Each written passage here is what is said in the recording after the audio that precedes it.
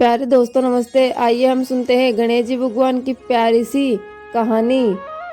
प्राचीन समय की बात है। एक नगर में एक सेठ सेठानी रहा करते थे।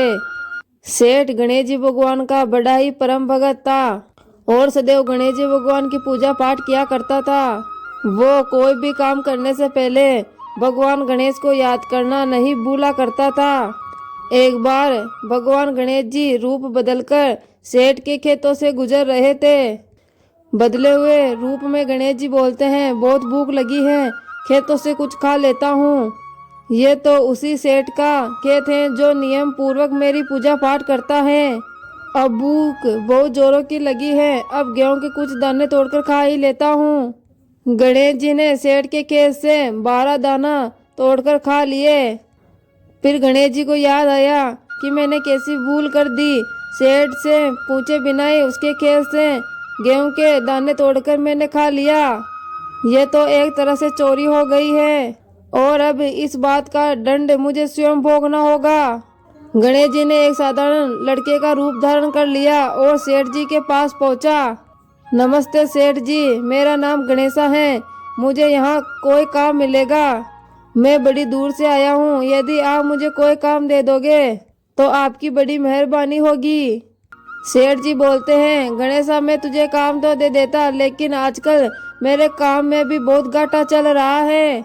मैं तुझे तनख्वाह नहीं दे पाऊंगा, लेकिन हाँ, मेरे पास तेरे लिए 2 वक्त की रोटी और तुझे रहने का स्थान जरूर मिल जाएगा। गणेशा बोलता है, ठीक है सेठ जी, मैं सारा काम कर लूंगा, आप टेंशन मत लीजिए।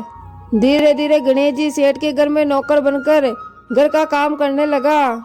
वो घर और दुकान का सारा काम संभाल लेते थे, जिससे सेठ बहुत ही खुश था। एक दिन सेठानी सोच से निवृत्त होकर अपने हाथ राख से धो रही थी तो नौकर बने गणेश जी ने सेठानी को टोका। सेठानी जी, जब तक हम अपने हाथों को मिट्टी से नहीं धो लेते तब तक हाथ स्वच्छ नहीं होते, इसलिए आप अपने हाथों को राख की जगह मिट्टी से धोया करो।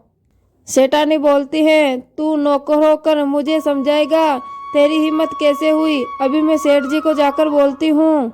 सुनो जी, जब मैं सोच से निपटकर आए और अपने हाथ राख से धोने लगी तो गणेशा ने मुझसे कहा कि मैं अपने हाथों को मिट्टी से धोया करूँ। क्या ये बात सही है? सेठ जी बोलते हैं, गणेशा तू बात तो सही कह रहा है। जब तक मिट्टी से हाथ नहीं धो लेते तब तक हाथ स्वच्छ नहीं होते। ये गणेशा तो बहुत ही समझदारी की बातें करता है और साथ ही हमारा भला भी सोचता है। सेठानी बोलती है, सुनो जी, मुझे कल गंगा स्नान करने जाना है, तुम चलोगे मेरे साथ?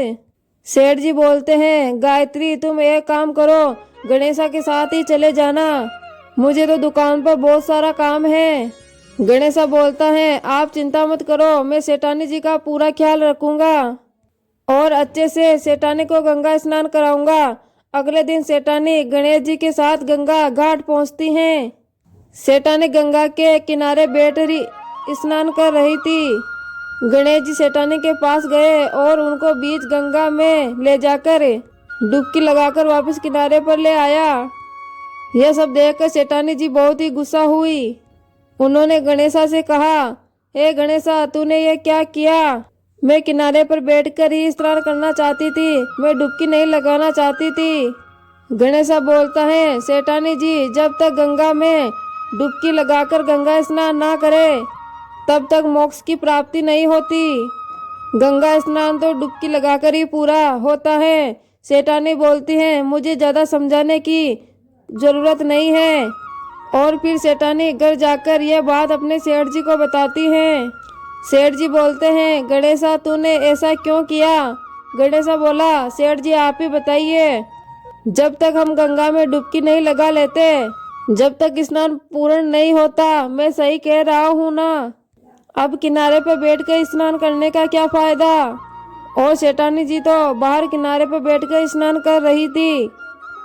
गणेश जी की यह बात सुनकर सेठ जी बोलता है, तू बातें तो बड़ी बड़ी करता है और बड़ा ही सियाना है और हमारे बारे में हमेशा कितना अच्छा सोचता रहता है। गणेशा इसी तरह सेठ के सारे काम करने लगा था। गणेशा के आ जाने से अब सेठ के व्यापार में भी अच्छा धन बचने लगा था। एक दिन सेठ ने अपने घर में पूजा का आयोजन किया और सेठानी को बुलाने के लिए गणेशा से कहा, गणेशा जाओ जाकर सेठानी को बुला लाओ, पूजा का समय हो रहा है और हमें मंदिर भी निकलना है। गणेशा सेठ जी की बात सुनकर बोलता है, ठीक है सेठ जी, मैं अभी सेठानी को बुलाकर लाता हूँ। गणेशा सेठानी को बुलाने चला जाता है। अरे सेठानी जी, आपने ये काली साड़ी क्यों पहनी है? आप पूजा में काली साड़ी ना पहनकर लाल साड़ी पहनिए और पूजा में लाल रंग शुभ माना जाता है। सेठानी बोलती है, अब मैं काली ही साड़ी पहनूंगी, मैं कपड़े बदल चुकी हूँ, अब लाल साड़ी नहीं पहनूंगी। और तुम मुझे इस तरह से उपदेश देने वाले होते कौन हो? मैं अभी सेठ जी से जाकर तुम्हारी शिकायत लगाती हूँ। सेठानी गुस्से से सेठ के पास जाती है और सेठ को सारी बात बताती है। सेठ बोलता है, ये बातें हमें याद नहीं रहती, गणेशा ठीक ही बोल रहा है, पूजा कार्य में लाल रंग सचमुच में शुभ माना जाता है। तुम एक काम करो, लाल ही साड़ी पहन आओ। ये गणेशा तो सचमुच में हमारा कितना ही भला सोचता है, वरना कौन आजकल किसी की भलाई सोचेगा। ऐसे ही दिन बीत रहे थे। एक दिन सेठ जी ने अपने घर में गणेश जी की पूजा का आयोजन किया हुआ था। गणेशा गणेश जी की मूर्ति के स्थान पर बैठ जाता है। यह देखकर सेठ को गुस्सा आ जाता है। सेठ बोलता है, ये कहाँ की समझदारी है, मैं तो समझता था कि तू बहुत ही समझदार है और साथ ही साथ बड़ी बड़ी ज्ञान की बातें करते हो और खुद ही अज्ञानी बढ़कर उस स्थान पर बैठ गए हो जहाँ गणेश जी की मूर्ति का स्थान है। यह बात सुनकर गणेशा बोलता है, अच्छा फिर तो मैं बिल्कुल सही स्थान पर बैठा हूँ। देखते ही देखते गणेशा भगवान गणेश का रूप ले लेते हैं। सेठ और सेठानी ये देखकर अचंभित हो जाते हैं और बोलते हैं, प्रभु आप और हमारे घर नौकर के रूप में हमसे बहुत बड़ी भूल हो गई भगवान, प्रभु हम आपको पहचान नहीं पाए। सेठानी बोलती हैं, हे प्रभु मैंने न जाने आपको नौकर समझकर कितना कुछ बोल दिया, मुझे क्षमा कर दो प्रभु। गणेशा बोलता है, तुम दोनों बिना बात के परेशान हो रहे हो, मैं तो स्वयं तुम्हारे घर में नौकर बनकर आया था। मैंने तुम्हारे खेत से गेहूं के 12 दाना चुराकर खा लिए थे, इसीलिए मैं उनका ऋण चुकाने तुम्हारे घर नौकर बनकर आया था। मेरा आशीर्वाद सदैव तुम पर बना रहेगा, तुम्हारे घर में धन समृद्धि वैभव की कभी कमी नहीं आएगी। इतना कहकर सेठ सेठानी को अपना आशीर्वाद देकर गणेश जी भगवान वहां से अंतर्ध्यान हो जाते हैं। उसके बाद से सेठ सेठानी के घर में खुशियों की वर्षा होने लगती है और धन संपत्ति के भंडार भर जाते हैं।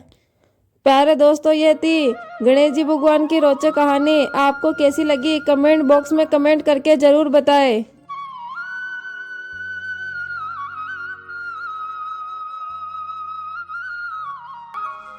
एक समय की बात है, एक नगर में एक साहूकार रहता था। वो बहुत ही अमीर था। उसके घर एक ब्राह्मणी रोज रोटी लेने आया करती थी। घर के अंदर घुसते ही पोल के ऊपर गणेश जी भगवान का एक मंदिर था। वो बूढ़ी माई गणेश जी भगवान को रोज एक रोटी का टुकड़ा भोग लगा देती थी। ऐसे ही करते करते उसे बहुत साल निकल गए। ऐसे ही एक दिन गणेश जी भगवान ने सोचा, यह रोज ही अपने को भोग लगाती हैं, इस कारण मुझे इसको कुछ ना कुछ उपहार देना ही पड़ेगा। गणेश जी भगवान ने एक दिन उसकी थाली में हीरे मोती भर दिए। ब्राह्मणी प्रसन्न होकर थाली को अपने घर लेकर वहाँ गई और फिर अगले दिन वो साहूकार के घर रोटी लेने नहीं गई। साहूकारनी ने सोचा कि ब्राह्मणी रोटी लेने क्यों नहीं आई, तो उसने ब्राह्मणी के घर ही बुलावा भेज दिया। तब ब्राह्मणी ने बोला, भगवान गणेश जी तो मुझ पे बहुत दिनों बाद प्रसन्न हुए हैं। मैंने बहुत दिनों तक दूसरे के घर की रोटी खा ली है, अब मैं अपना ही रोटी खाऊंगी। साहूकारनी ये बात सुनकर बहुत ही नाराज हुई कि गणेश जी भगवान ने तो ब्राह्मणी के ऊपर कृपा कर दी और मेरे ऊपर कृपा नहीं की। तब साहूकारनी ने गणेश जी भगवान की मूर्ति को हटाकर बाहर फेंक दिया और फिर इधर साहूकार के दुकान में धंधा पानी चलना सब कुछ बंद हो गया। एक दिन साहूकार की नज़र पोल के मंदिर पे पड़ी तो सेठानी से पूछा, अपने गणेश जी भगवान कहाँ गए? साहूकारनी ने बोला, ऐसे गणेश जी भगवान का क्या करे जो दूसरों के ऊपर तो प्रसन्न होते हैं, लेकिन हमारे घर पे तो कभी प्रसन्न ही नहीं हुए, कभी उनकी कृपा ही नहीं की। इस काम में गणेश जी भगवान को हटाकर बाहर फेंक दिया। साहूकार ने कहा, यह तुमने अच्छा नहीं किया, मेरे तो सारा धंधा पानी चलना ही बंद हो गया। तुमने गणेश जी भगवान को कहाँ फेंका, मुझे बताओ, मैं वापस लेकर आता हूँ। साहूकार वापस गणेश जी भगवान को लेने गए तो गणेश जी भगवान इतने भारी हो गए कि साहूकार से उठे भी नहीं।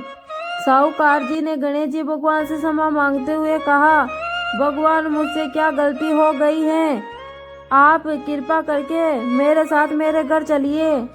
ऐसे ही करते करते गणेश जी भगवान बहुत भारी होते गए और साहूकार से बोले, मैं तुम्हारे घर पर नहीं चलूंगा, पहले अपनी पत्नी साहूकारनी को यहाँ बुलाकर लाओ, वो मेरे से माफी मांगे, तभी मैं तुम्हारे घर पर चलूंगा।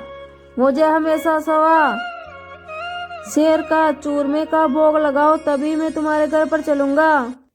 यह बात सुनकर साहूकार अपनी पत्नी साहूकारनी को बुलाने चले गए और अपनी साहूकारनी को बुलाकर गणेश जी भगवान के सामने माफी मंगवाया और सवा शेर का चूरमा बनाने के लिए साहूकारनी को हामी भरवाया। तब गणेश जी भगवान हल्के हो गए और साहूकार गणेश जी भगवान को वहां से उठाकर अपने पोल के मंदिर में बैठा दिया और फिर से साहूकार का धंधा पानी वापिस पहले की जैसे चलने लग गया। हे गणेश जी भगवान, जैसे आपने साहूकार और साहूकारनी की पत्नी पर अपनी कृपा की, वैसे ही संसार पे सबके ऊपर करना।